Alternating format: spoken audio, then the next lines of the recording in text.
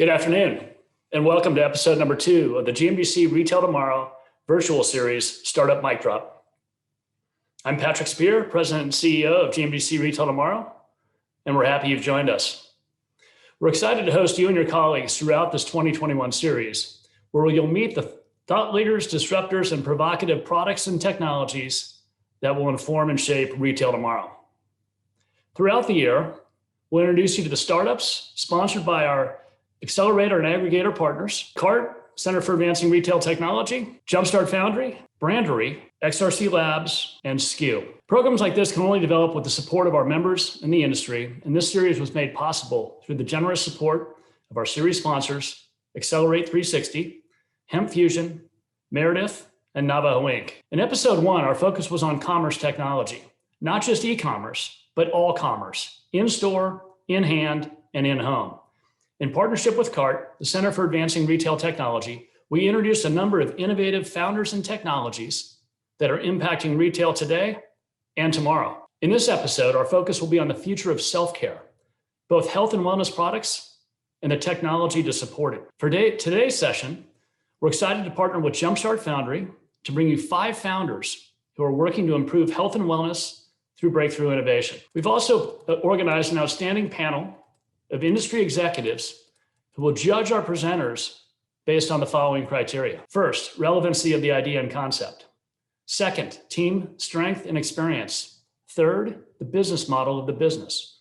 Fourth, presentation quality. And lastly, the overall score, including preparation and Q&A. At the conclusion of today's session, the judges will determine a winner who will then move on to our Mic Drop Showdown event in December, with the chance to compete for $10,000. But in the audience, we'll also pick the company you believe has the best idea or delivered the best pitch. So stick around for our audience polling. And speaking of polling, before we get started with the competition, let's begin with an audience question to see where you go for your health and wellness information. Specifically, over the last 3 years, where have you acquired most of your self-care and health and wellness information? Physician, retailer, pharmacist, online search, social media, or other. So over the last 3 years, it looks like a majority of our viewers today are using online search to learn more about self-care and get their health and wellness information. Interesting results. But now I'm pleased to introduce our host for today's pitch competition. Brian Gordon is the Chief Marketing Officer for Accelerate 360. He's also an experienced entrepreneur, brand builder, and industry thought leader. Without further delay, take it away, Brian. Thank you, Patrick. Thank you, GMDC, and welcome to Startup Mic Drop. I'm Brian Gordon, Chief Marketing Officer at Accelerate 360, a company that touches nearly every aspect of retail, from sales to marketing to distribution and even media. Shameless plug, follow us on LinkedIn at Accelerate 360. Now to the main event. Startup Mic Drop was created by Retail Tomorrow to give all of you a unique look inside some of the most innovative companies in retail. Episode 1 was all about technology. Today's episode is about one of the hottest spaces, period, health and wellness. We're lucky to have with us today, Eller Malchuk from Jumpstart Foundry, one of the leading firms specializing in investment and advisory for companies like those you're going to hear from today. Eller, do you want to tell us a little bit more about Jumpstart and the space in general? Absolutely. And thank you so much, Brian, and the whole GMDC team for having myself and a handful of our strongest retail health and wellness portfolio companies. Again, I'm the managing director of Jumpstart Foundry.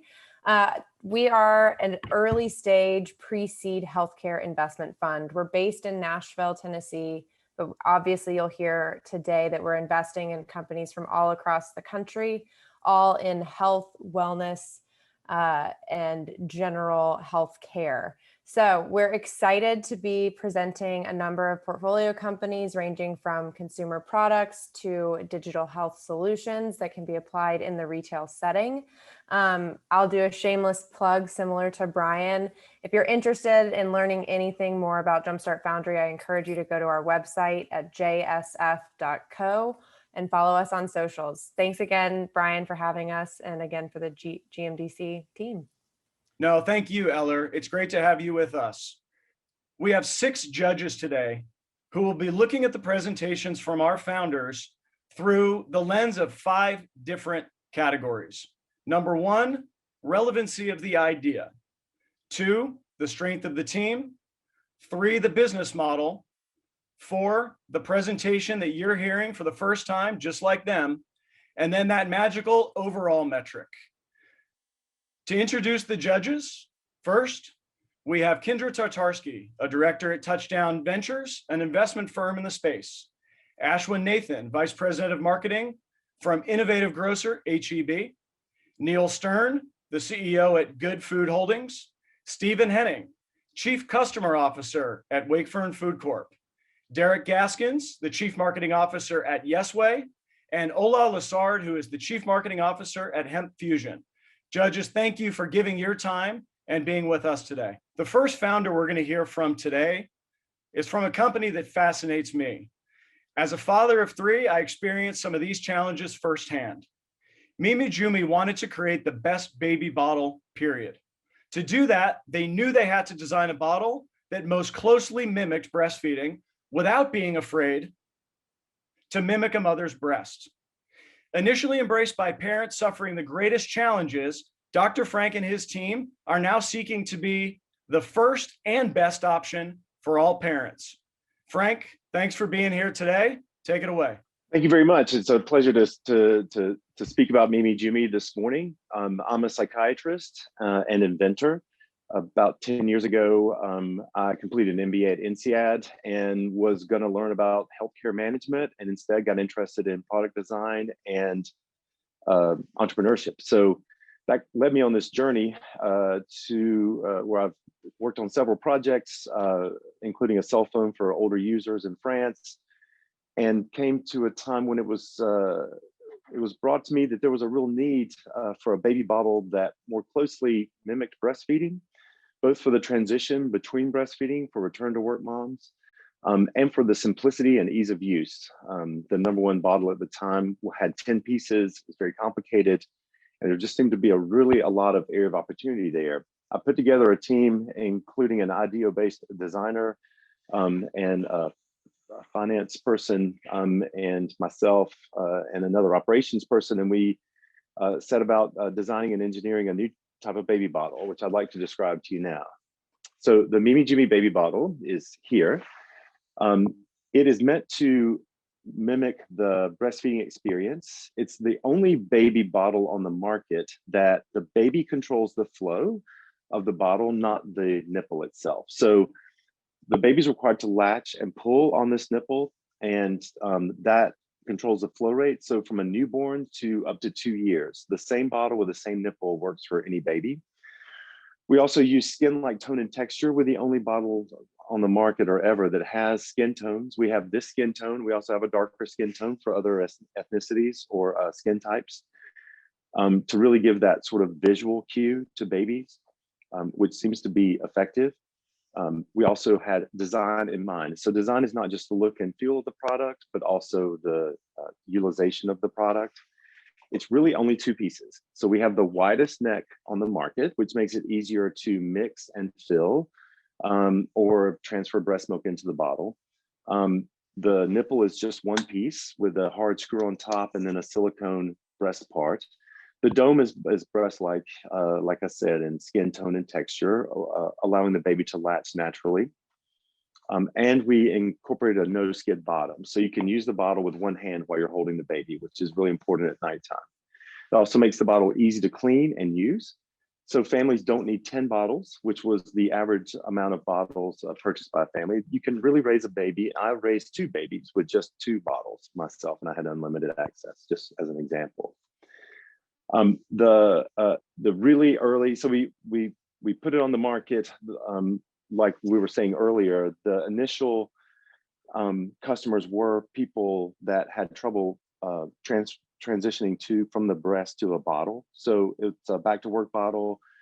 Mothers had to go back to work. They had to do some bottle feeding but wanted to continue breastfeeding, but no bottles were working. So when babies go to an easy to use bottle, they kind of reject the breast in a lot of the times.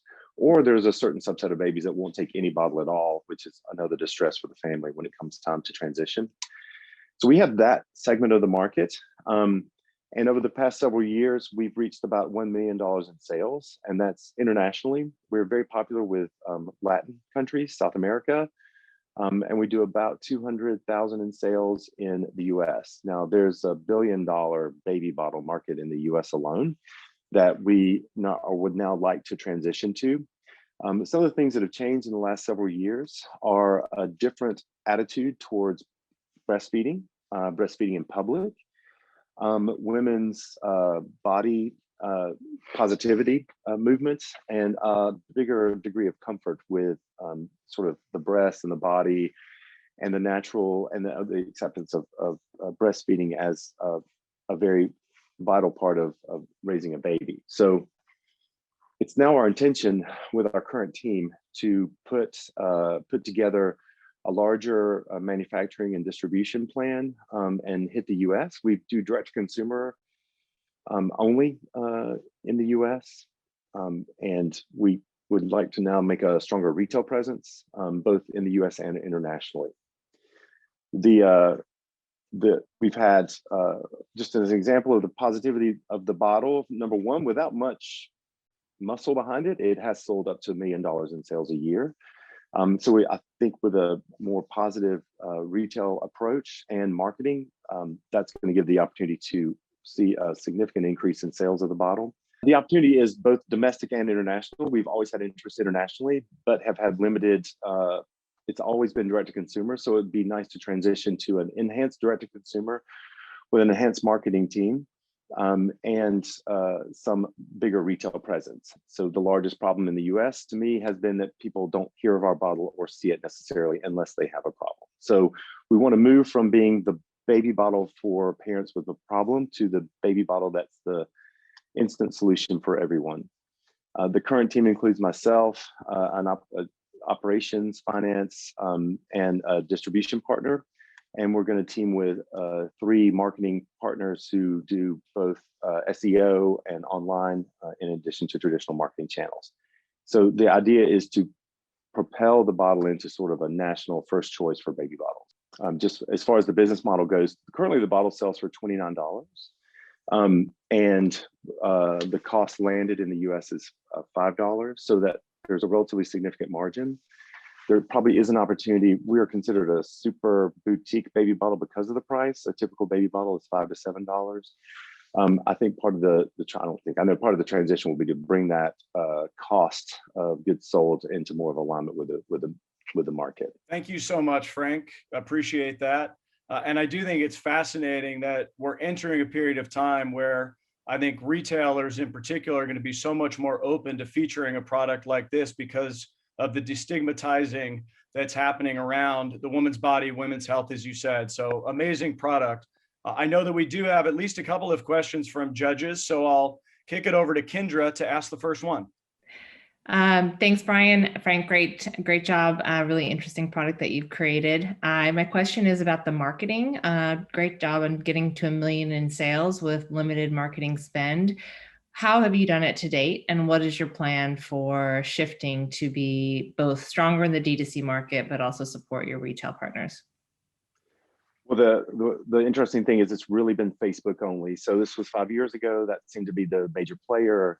For certain, we could do the targeted marketing with Facebook, but the world has moved on. So I think for that reason, we had a large Latin popularity because they use Facebook more than sort of Gen Xers, millennials, that kind of thing. So the idea is to go over to Instagram, TikTok, et cetera, just do any of the other channels, because literally we only did pay-per-click a little bit and Facebook, and that got us to a certain point, and that was okay. So, but I think we've only scratched the surface as far as visibility. One last question from Ola. Hi, Dr. Frank. Thank you for your presentation. I have a quick question for you. You mentioned that you felt that because of the very natural look and feel of this bottle, babies were less likely to reject going back to the breast once they started bottle feeding. I know this is a huge concern for moms. I would love to know if that's something that you guys have done any research on, or you have data that you'd be able to use in your marketing, because that is just something that new moms worry a lot about when they have to go back to work or start bottle feeding. Thanks. So here's my honest answer. We have a pretty high price point, and it was direct to consumer, a little bit more difficult to get than going to Target, right? So we did a money back policy. So you get a full refund, and we would then recycle the bottles and donate them. And we have had, so that is the biggest research that I've done. I've done sort of one-off kind of thing, but honestly, that to me has been the most relevant. So 92% of babies take the bottle and moms use the bottle. So we had about an 8% return rate. And I think that's extremely high considering all the potential difficulties. So with a very easy to use 100% money back guarantee, we've had an 8% return rate of the bottles.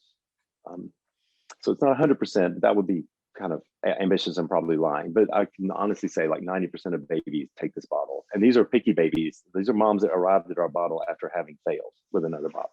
Thank you for all the great questions, judges. And thank you, Frank, very much. Appreciate it. Our next founder is Matt Hyder. With fitness becoming such a critical part of our lives, the importance of recovery is more front and center than ever before. Combining compression and temperature together in a series of innovative new products, Recoup went from an idea to a business through the help of one of the world's best known professional sports teams, my favorite, the San Francisco 49ers. Matt will share his journey toward optimal recovery next. Hi, I'm Matt Hyder, founder of Recoup. Recoup is bridging the gap between professional training rooms and at-home muscle recovery through innovative hot and cold therapy tools. The problem we're addressing is the staggering injury rate that we see in the United States. 1 in 2 Americans will suffer from a musculoskeletal injury this year alone. And as you can see from this slide, here is the number of injuries that we see per body part. It's a lot of people that we can recover. And if we look at the market as a whole for musculoskeletal injuries, it costs in the US alone, it costs $107 billion. Of that, more than half of that comes from treatment of these injuries. And if by taking 1% share of the treatment side of the musculoskeletal injuries, we can hit revenues of $590 million plus. And we go after this through our innovative products. Our first is the Cryosphere, which is our flagship product. So simply unscrew the lower handle, place the ball in the freezer for 2 hours, it'll stay cold up to 6. You use the ball outside the handle to recoup your feet, calves, hamstrings, hips, and lower back. In the handle, the ball free rolls across any muscle group. And since 2016, we've done $6.8 million of the Cryosphere alone. And we've accomplished some pretty cool things along that way. We are in the top 10 of all-time revenue for Amazon Launchpad products. We're sold by one of the most luxurious department stores, Nordstrom's. And our biggest market and one of our best with the Sphere is Cardinal Health, who is the largest FSA and HSA store in the United States. Our second product is the Cryo Sleep. Once again, put it in the freezer, take it out when ready to use. It'll stay cold up to 1 hour. You slip on your arm, you press down on the BOA dials and twist to initiate the compression. The more you twist, the more compression you get. The less twist, the less compression. So the consumers control their recovery. To release compression, just pull up on the BOA dials and slide off. And it fits on your arm or your leg. And we've have an unbelievably low return rate of only 3%. And when we look at typical wearables market, that return rate is closer to 12 to 15%, proving that people are loving these products and keeping them in their working. And our most recent product that we launched is the Thermo Sleeve, which is a hot version of the Cryo Sleeve. So it's battery powered. It'll stay warm up to 2 hours. Simply turn it on by pressing the button on the back. You select the temperature of low, medium, or high. Slip on your arm or your leg again. Press down on the BOA dials for compression.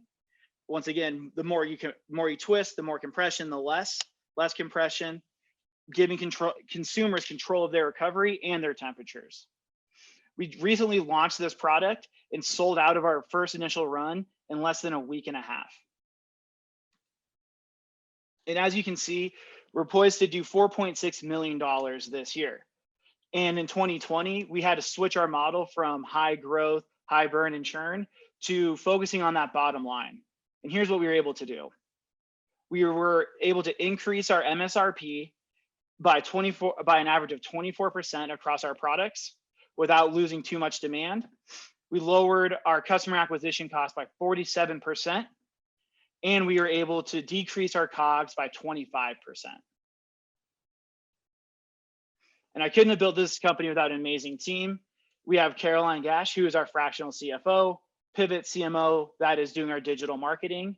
And for our board, we have David Pritchard from Teagard Financial, Mike DeBell, who was the international sales rep for PopSocket and built the sales network for Crocs that we see today.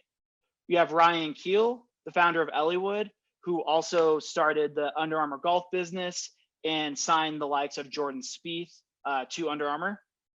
And for our advisors, we have AJ Vaynerchuk, who is COO of VaynerMedia, CEO of Vayner Sports, and then Sean Neville, who is CEO of BOA. And here's a glimpse of the athletes that have used our product. Recoup has recovered hundreds of thousands of people, and our goal is to recover millions. Thank you for your time. Thank you, Matt. Phenomenal presentation. We do have a couple of questions from the judges. We'll start with Neil. Hey, Matt, great presentation. And I could circle every one of my body parts where I have injury, which leads me to my question. How do I, as a consumer, how do I know what the right treatment and proper treatment is? And my second part of that is, when you talk about Nordstrom, is that Nordstrom retail or Nordstrom e-commerce? I'm kind of curious what your direct to consumer through retail plans are. Yeah. So the first part of your question is, we are really focused right now on that educational piece. As we get more and more questions of how do you recover, all of that. So we really want to become that information hub. So part of that build out will be per injury, what we're seeing on that side. But typical rule of thumb is sore muscles, pain, injury, icing. What it does is it actually constricts the blood vessels, pushes out everything that's bad. And then when it rewarms, they open up wider than before. So it aids in what the body does naturally. So you typically do this right after an injury, or when you're doing preventative, after workouts, anything with lactic acid buildup. And for Nordstrom's, during holiday time, we are in their stores. But then throughout, then when we're not on holiday, we are on their e-commerce side. And so for our direct to consumer is mainly through our website and then Amazon. We've also got a question from Derek. Hey, Matt, first and foremost, great job. Much like Neil stated, really could see multiple use cases with me being a former athlete that's now well beyond my prime and having active kids actually that are playing college sports. Wanted to touch on your B2B model. I know Neil was asking about whether you're going through Nordstrom and if they are a reseller, but are you targeting any universities or professional teams and looking to get direct to the training staff or physical therapists, just to get that validation for packaging and help it jump off of retail shelves? Yeah, so we've worked with a lot of players, over 100 plus athletes that have brought it into training facilities. We've had teams purchase, so San Francisco 49ers, the New York Jets, the Denver Broncos are those main clients for us. And so we do target a lot of the trainers. We do content with the Broncos chiropractor a lot of that time. And so we are always building those relationships in a very deep way, because that's where we know it's not where the money comes from, but that's where the branding is. And if we can help athletes that get paid millions of dollars and they choose our products to get their bodies to where they need to go to perform, we feel like we can recover everyone else. And so our B2B model is a little bit smaller. We're very niche into like running locations. So we are with Jackrabbit Sports in all 75 of their locations. We're in about 50 fleet feet, but we're really big with cryotherapy clinics and physical therapy. So our approach was to go very niche first, build out the studies, build out all of those recommendations, and then go towards the big box, which is where we plan on going this year. And it's also part of our possible acquisition strategy. As we know, that's where the biggest players are going, is in big box. Matt, thank you so much. And hopefully you heard from the focus group of 3 middle-aged men that you've got a big market in the middle-aged men community. Thank you, guys. I appreciate it. Our next company not only has a breakthrough product, but is also doing wonders to destigmatize openly talking about many women's health issues. On my first call, Stephanie asked me if I'd ever heard a woman say, "Don't make me laugh or I'll pee." It was a great icebreaker, but it's also a serious problem that needs to be addressed openly and candidly. To tell us more, here is Dr. Stephanie Grace Shull.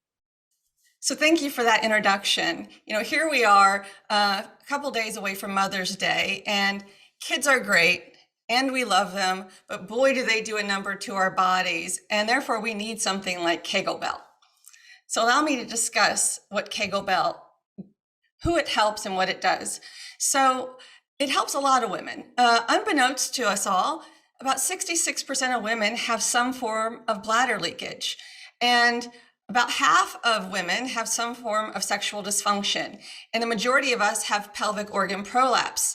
And what this boils down to is about a third of us aren't living fully and doing what we want to do, and it also makes us vulnerable to some of the more high-risk options in the marketplace. And so Kegel Bell is there to address this market, which is, there's a lot of money on the table. It's not niche, it's been ignored, and there's pent up demand. So this is what people are expected to spend in the next few years. So there's a lot to go around. And right now women are spending about $400 annually on bladder leakage alone. And so what can we do? Well, the American College of Physicians is very clear. They say Kegel 3 times a day, but all the studies say women are trying, but they don't seem to get the results. So as easy as that sounds, it's really hard to identify an atrophied muscle. So the Mayo Clinic on their website recommends vaginal weights, but good luck finding an FDA registered medical grade effective use vaginal weight system. And so that's what I decided to bring to the market. It is unique in that it's the only vaginal weight system out of the body. It is FDA registered, and it comes with robust instructions that really help women go from kegling 3 times a day and getting it wrong, and just wasting time and energy and getting frustrated, down to just using it for 5 minutes 3 times a week when they're building muscle, and then just once a week for 5 minutes when they're maintaining their strength. And so here's the hero product, and it has won some awards, and maybe not in a place you would expect. We are a hit in the beauty industry, loved by influencers and trend watchers and journalists, and most of all, the customers. And we won 2 awards, personal intimate care and sexual wellness. And so we talked about women's health issues were taboo and therefore pushed aside and ignored, and there's a lot of pent up demand and unresolved problems. And is the marketplace ready to receive it and put these products front and center proudly on the shelves for customers to see?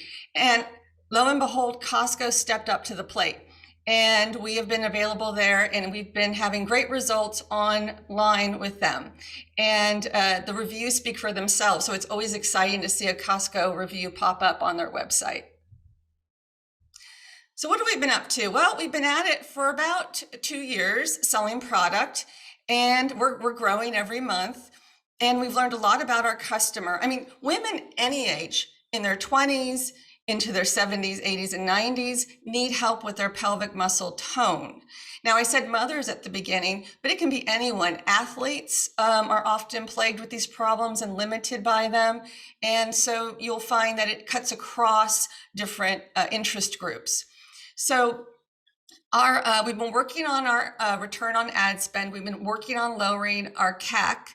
But our refund rate has been really stable and super interesting. So for 2 years, our return rate is less than 1% online, and it's 3% with Costco. And I was super curious as to what would happen to our return refund rate and with Costco. And it is much higher than our online one, but nevertheless, it might be how the Costco customer shops.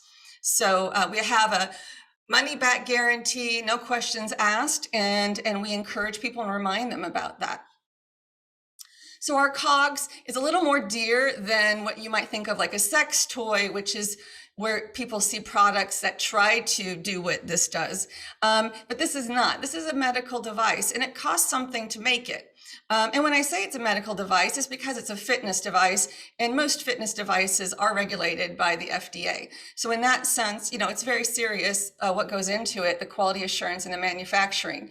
And but we're still profitable with that, or I should say breaking even with that. And how do we plan on growing? Well, we're staging it. We experimented direct to the consumer on our website and learned about them and learned about how to talk with our customers.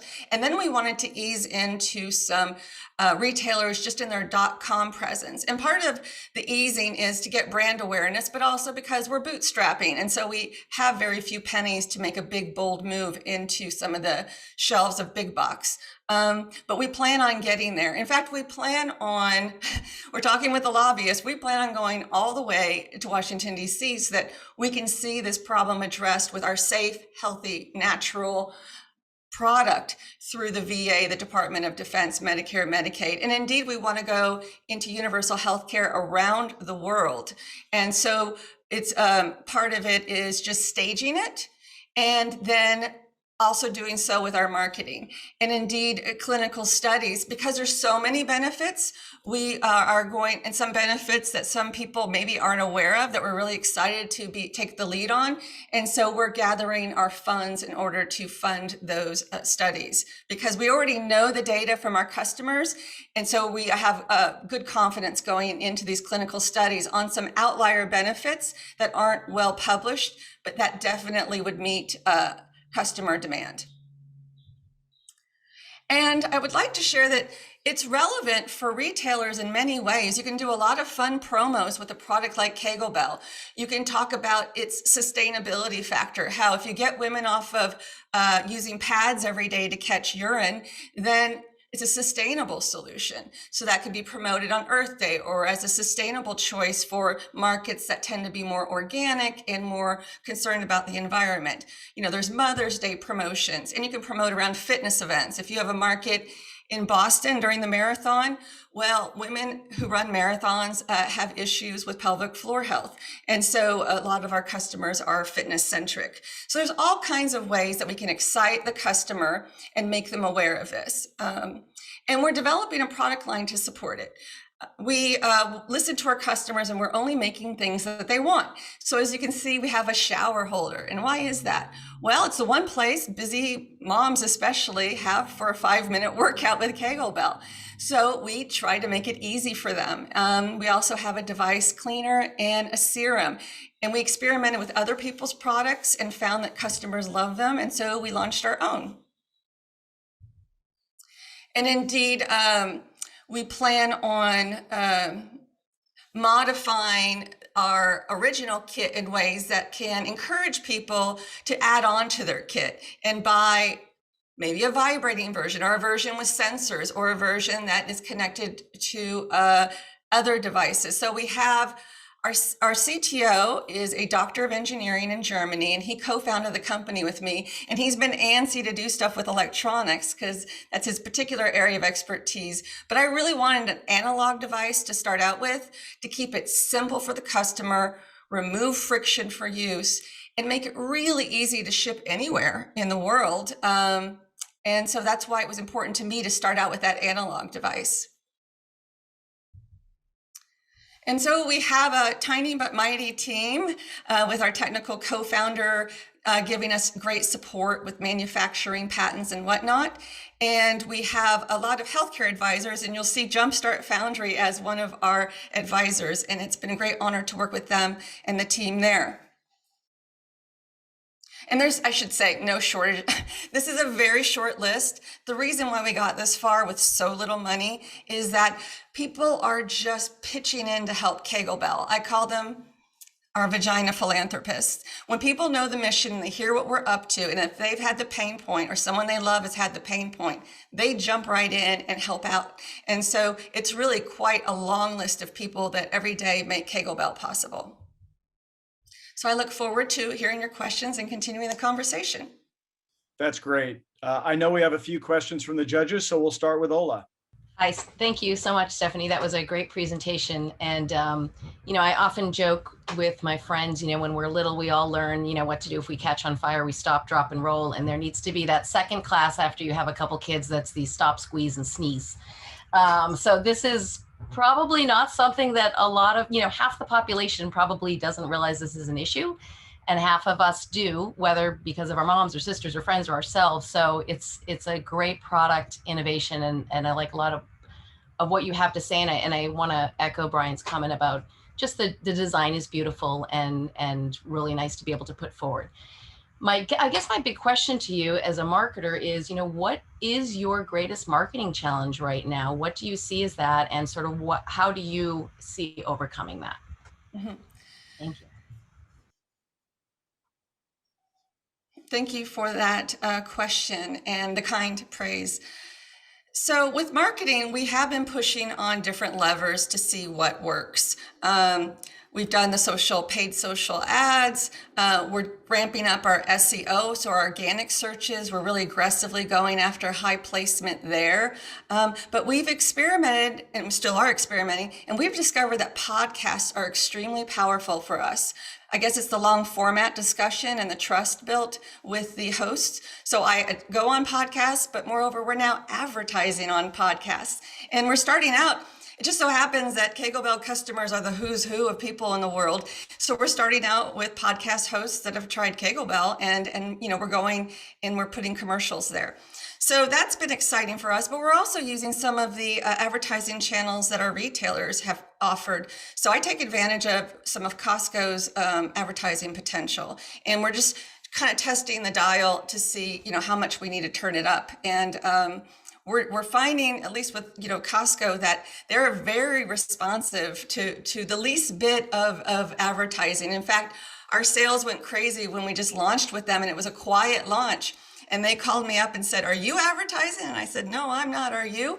And so it's kind of like people need to see it more than be convinced of it. And once they're, know it exists, I think when we do go on the shelf, I think we should be right by the bladder leakage pads. But we can be in many places on the shelf. We can be in the mommy, breastfeeding area, and we can also be in the fitness area. And we've got time for one more question, so we'll kick it to Derek. Dr. Stephanie, first and foremost, great job. You actually touched on a bit of my question. I was going to ask you, when you're partnering with the retail and making a move beyond Costco, and certainly I will let my bias speak on grocery as well as convenience retail, just wanted to know, where is the ideal placement so that you could educate and jump off of the shelf? And then I think the second piece of that would be with the subscription model. Clearly, that's the long tail. Is there an opportunity that retailers will be able to partner in that as well? Or is that something that is just once the consumer gets the package at home, it's an add-on that then just builds your P&L, frankly? Great. Yes. Where do we see ourselves on the shelf? It's hard when you have so many benefits, actually, to say, where is the ideal place? But we see that bladder leakage is the clearest pain point that people can really identify. And so to me, it makes sense to be on the shelf near the bladder leakage pads, which are often right by the menstrual pads, which is often by like vaginal washes and things like that. So if that's how it's arranged, I feel like that's the place that will be most intuitive for people. And then when it comes to subscription, we didn't have intentions yet to go subscription model, and we haven't built that in yet, but it is there. I'm really curious as to what you are indicating when you say the retailer could participate. Would they be part of soliciting the subscription? Or, I thought the expectation was they would go to the store and just keep on buying it there on the shelf as opposed to subscribing. But is there some hybrid that I'm not aware of? Yeah, it was more speaking to the app. And so if there are upgrades within the app and additional content or additional training that a consumer could buy into, would you be able to have a dynamic UPC or QR code so you know what retailer sold it? And then that way there's some credit that goes beyond that. Oh, that's brilliant. We actually do partner with a group that has a technology that we're using right now to identify where products are sold. And we started with them because we were worried about the day when counterfeits and copycats came up. So it's really robust in that way, this technology. And I can put you in touch with the inventor if you're curious about it. But we started out with that planning for these things. So I'm glad you brought that up. Yeah, we are ready for that. Thanks again, Stephanie. Fantastic presentation. Cheers. It's been great. Thanks to GMDC and the judges too. Appreciate it. This next company has a simple and important mission: to advance the world's transition to proactive health by delivering gut and immune health. Most of us don't realize just how important gut health is, or that our gut houses 70% of our immune system, is connected directly to our brains, and is the determining factor of our mood. To tell us more about the solutions Nori is creating, please welcome Carolyn Beckman. So Nori's mission is to advance the world's transition to proactive health. So we believe very strongly that the world is transitioning day by day to a more proactive versus reactive approach to health. Now, in order to do so, we must treat the gut and the immune system. So that's what Nori has been up to, and that is what we're all about, is gut health.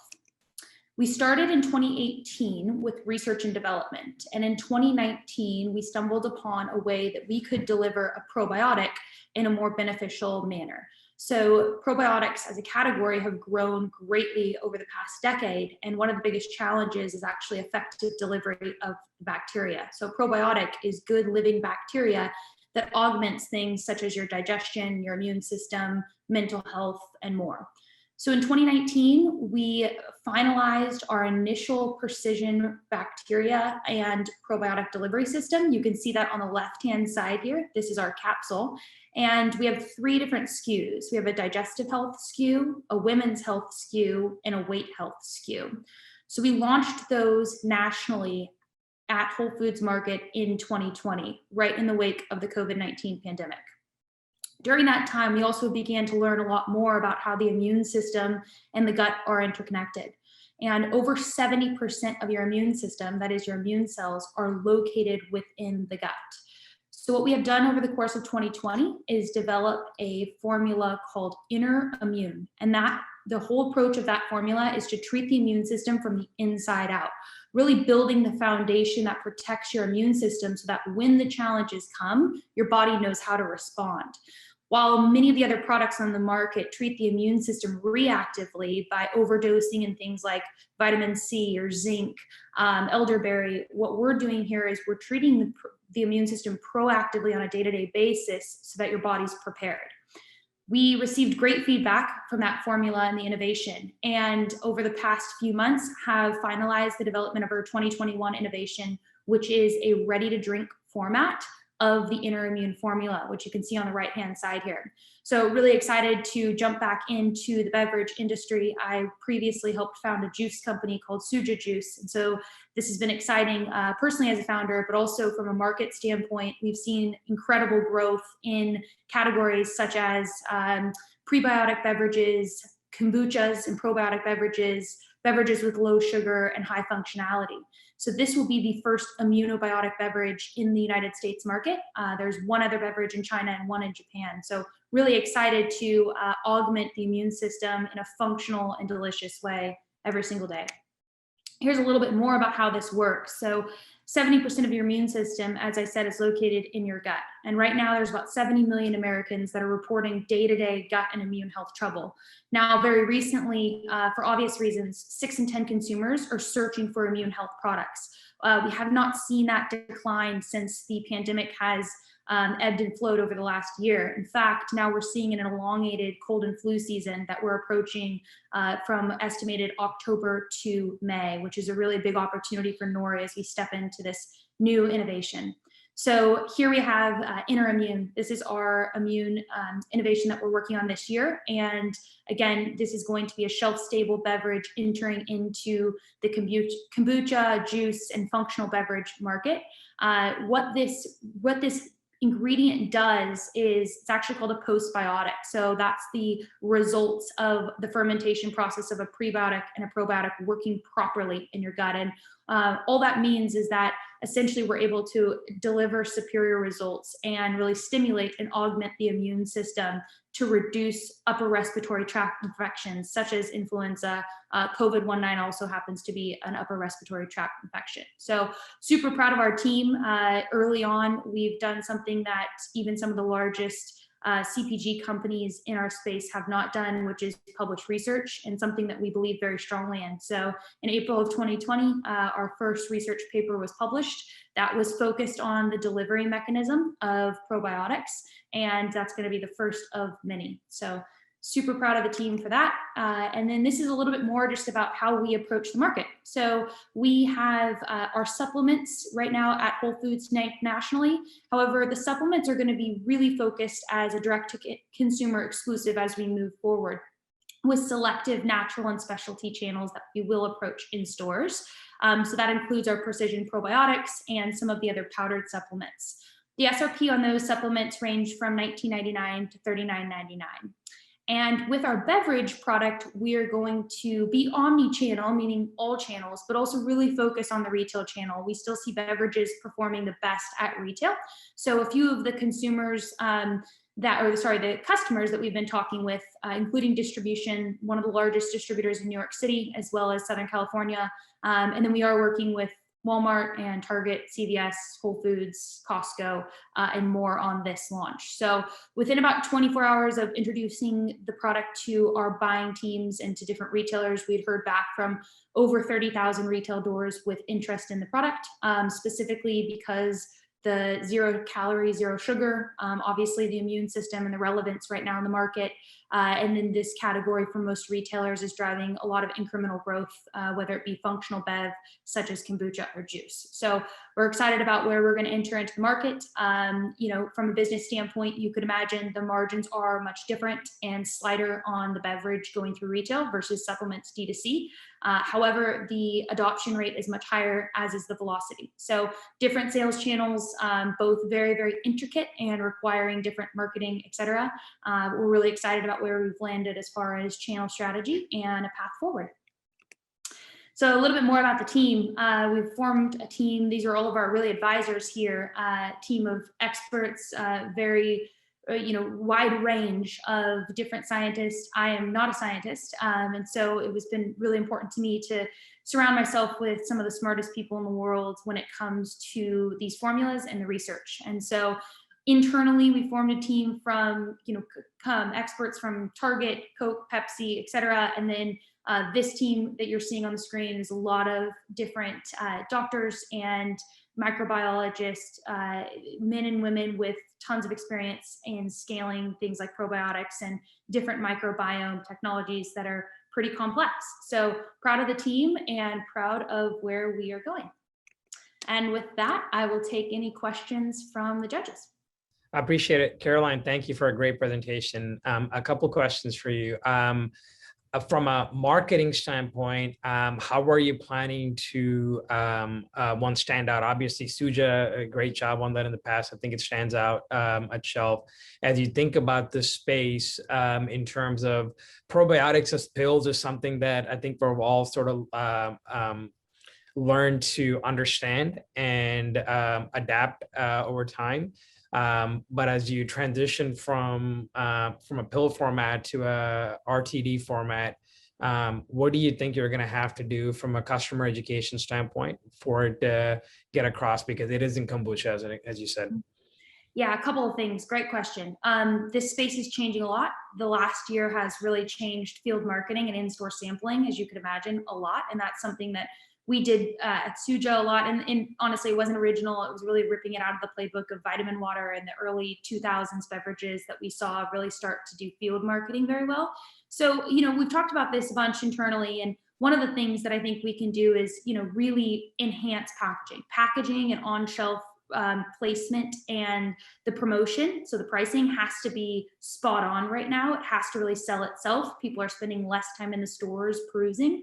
And so that's been a huge focus for us over the last few months, has been just perfecting packaging. And then when it comes to marketing support, it's different, obviously, direct to consumer versus in store, but what's not different is digital education. So the business to date has only raised a little over $400,000, and about 90% of that has gone into innovation, research, publications, and then most of that has gone into inventory. So where we can use the extra support right now is really digital content and education. Those are things like Stephanie mentioned that you can also flip over to Costco, and our different retailers use those different assets. So they're multi-purpose. So we do see it being something that we will have some marketing opportunities in the stores, placement, promotion. It's those 4 P's of marketing that are going to stand out for us. And then as well as digitally, education is going to be massive. So for example, this week we're shooting our first video on what is an immunobiotic, et cetera. So a lot of digital education is going to be key to success for us. And we've got one more quick question from Neil. Caroline, impressive presentation, and make sure you reach out to me. We are big participants in these categories. As you move to, I think Ashwin talked about it, as you move to RTD, it's really a very different category, different buyers who handle that product. What's kind of the plan for the retail price points, and how do you plan to penetrate that category? Yeah, great question. So what we're looking at right now is being about $2.99 per unit. So we want to come in underneath. Right now we're sitting about 25% underneath the nearest competitor to a juice or a kombucha, which we like. We're even seeing a lot of those functional shots grow really nicely at $3.99 or so.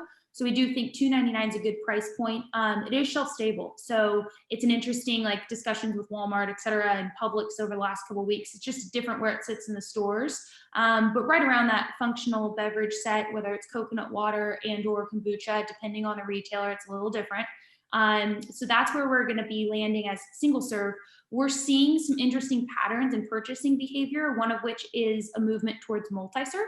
So you'll see that whether it's in the cold brew coffee set or whether it's in juice, et cetera, it could be in multi-packs, or it could also be in those 48-ounce kind of larger containers. Suja, that's our biggest item still to this day, was this Costco 48-ounce. So we see that happening now at traditional retail. And so we're looking also to do like a 4-pack, so that, as we see consumers spending less time in the store, going less frequently and buying more each time they go, a 4-pack would be about $10. And then for mass and club, we'd probably have a 12-pack around $30. So just depends on the format for each store, but we will have the single serve ready at $2.99. Excellent presentation. Thank you so much. Our final company is a disruptor in the healthcare space, making prescription fulfillment and information easier and more convenient for consumers. Developed by Trent Jeffries, an Army vet with expertise in management consulting and logistics, VendRx has figured out how to reduce pain in an often frustrating space. Trent is here to share more. Trent? Thank you, Brian, for the introduction. As a co-founder and CEO of VendRx, I'm delighted to be a part of Retail Tomorrow. Thank you for letting us share our vision of the future with you. VendRx is dedicated to solving what has been called the hidden epidemic, one of the most underrated, if not the biggest problem in healthcare as it relates to retail. 95% of all medical consultations yield a prescription to a patient or consumer, but of those new prescriptions, about 1 out of 3 are never filled. They're abandoned. To appreciate the scale of the problem, it is estimated this is a $500 billion impact to the industry. To help address this problem, VendRx helps make it easy for patients to get their prescription. One of our core solutions is making it possible for retailers to take care of their customers whenever or wherever they are. Imagine for a moment you are ill and are prescribed an antibiotic via a virtual consult at 11 p.m. And within minutes, you can get your prescribed medication at the 24/7 grocery or convenience store in a dispensing machine with the remote support of a pharmacist as needed. This is the future of retail pharmacy. We have powerfully differentiated IP that is positioning us as the innovative leader in this emerging space. We have been dispensing since 2017 with solutions initiated in 5 states. We are safe and secure, having provided over 15,000 prescriptions with never a wrong dispense. We are led by a strong team with a balance of expertise from engineering, medicine, pharmacy, and health tech commercialization. We've raised over $2.5 million from terrific investors, including Jumpstart, and soon we will open a seed round for $1 million, for which we already have pledges from the healthcare community. So why do we see up to 1/3 of new retail prescriptions going unfilled? In a word, friction. The retail industry is already familiar with one aspect of this friction as it relates to consumer behavior in a queue. Friction in a pharmacy environment is compounded even more as patients can be confused by pricing variability of up to 10 times between pharmacies in the same city and cash versus copay complexities. But the friction is not just in the queue at the pharmacy. It starts with an inherent disconnect of information and options at the origination point. It is here that oftentimes a lack of clarity and cost and convenience create uncertainty and confusion. Is it any wonder there's friction in the process? To provide solutions, VendorX has created an automated customer direct dispensing system that is cloud-based, extremely flexible, and easily deployable. It ties to the patient core communication of a personal phone and allows the pharmacist to take care of the patient where the patient wants to be. This can be a busy supermarket where anytime, day or night, they can pick up their medication, in a remote town convenience store, or facilitate refill mail delivery. By offering choices of convenience and cost, we help smooth out the pathway to enable greater customer satisfaction and health. At a high level, the workflow is relatively simple by design. The e-prescription is sent as normal and received by the pharmacy, where prepackaged inventory is already in the machine or can be added. A message is sent to the patient to pick up at their convenience. No additional labor is required. At the point of pickup, if there are refills, the patient can choose how they would like to receive those quickly and easily. If there are questions, a pharmacist can answer remotely. A normal dispense takes about 75 seconds, yielding a happy patient. We have pricing plans with either lease or purchase of the hardware along with SaaS fees.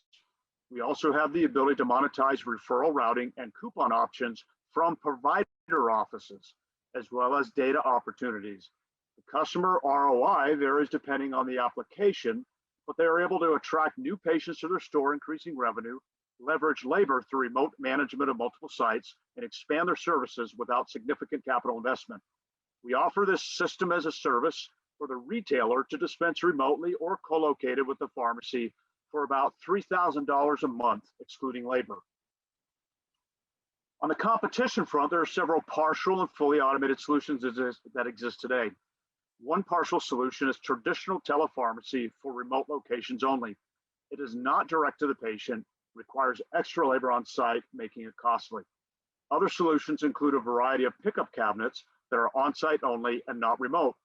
They require the full labor to fill prescription, even if the customer doesn't come in, and if the prescription is received after hours, they don't work. There are a few companies that provide fully automated, co-located, and remote systems, but none with the flexibility, robustness, or cost position that we offer. So we invite you to learn more about how VendorX is trailblazing the future of retail pharmacy to smooth the way for better patient outcomes and satisfaction and position your retail in the lead. What questions may I answer? Thank you, Trent. Question from Kendra. Great.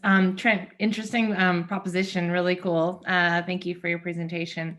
The question is around the fulfillment for the prescriptions inside of the machine itself. Are you using software or some type of algorithm to be able to predict what should and shouldn't be there? And are you getting it from the pharmacy or are you getting it directly from the manufacturer? So great question. The supply of the product can be from whoever they want, oftentimes either a wholesaler or if the pharmacy is dispensing it, they can provide the supply. It's pre-packaged bottles. So in advance, you do an analysis of what your common runners are, and you do both your high. What's unique about our system is you can do your high runners and your low runners in your system. And typically what we find is you can probably put about 85 to 90% of the product that would be dispensed within a time period in our machine. And so that gives you the ability to be able to handle whatever comes in. A key thing to identify too is, unlike other systems, this is prepackaged but not labeled specifically for the patient yet. It's labeled only what the product is. When the prescription comes in, it actually then allocates the inventory through the pharmacy management system. And then when the patient shows up, It prints directly on that bottle all of the patient-specific information and dispenses it. Trent, thank you so much. That concludes all of our presentations. We're going to let the judges finish up their scorecards, and we'll end up with a winner. Thanks to all of our presenters and to our judges for their great questions. Now, while the judges score our presenters, let's hear from you. We've got 2 polling questions for you to provide feedback on today's presentation. We'll start with question number 1. Which idea presented today is the most relevant for the industry? Was it Mimi Jumi, Recoup Fitness, Kegel Bell, Nuri, or VendRx? By a couple of points. It looks like Recoup Fitness is the idea that's most relevant for the industry today, followed close behind by VendRx. All right, next question. Which presenter or presentation was the most effective, in your opinion? Matt Hyder, Recoup Fitness, was the presenter or presentation that was most effective. Well done, Matt.